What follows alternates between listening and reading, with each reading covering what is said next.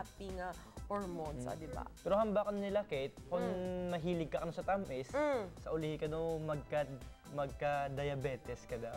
Well, you're prone to it, especially if I believe hereditary ni siya, no? Pero kung siguro amo na balang hambal naton nga too much of something is bad. Kung mag too much sweets kada, kung hindi man mapunggan, for sure.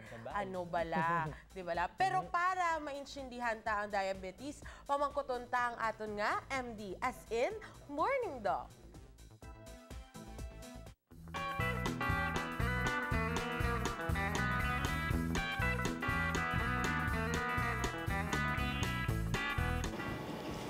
Maayong aga mga kapuso, ako si Dr. Maria Liza Doremdes Nava, gikan sa Iloilo Mission Hospital. Ang topiko naton para subong nga aga, parte sa Win Over Diabetes Program.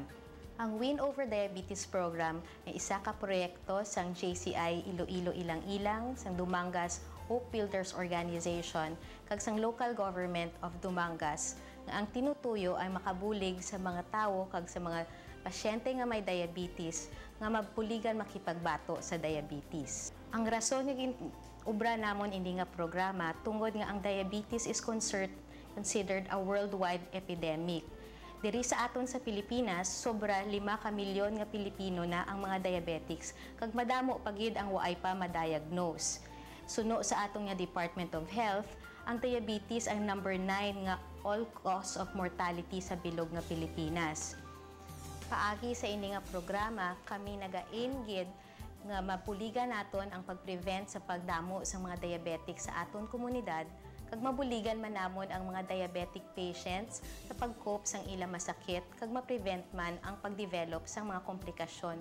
Sa subong, may ara na kami diabetes clinic sa Banwa sang Dumangas every Friday 8 AM to 12 noon.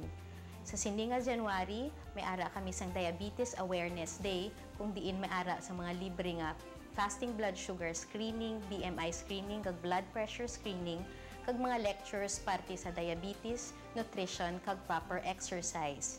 And hopefully, naga-organize man kami sang isa ka diabetes club para sa duga nga informasyon parte sa Win Over Diabetes Program. Pwede ka mo katawag sa kliniko, telephone number 396-7475 or mag-email sa marializa_nava@yahoo.com. Sa liwat, ini si Dr. Liza Nava, ang inyong Morning Doc.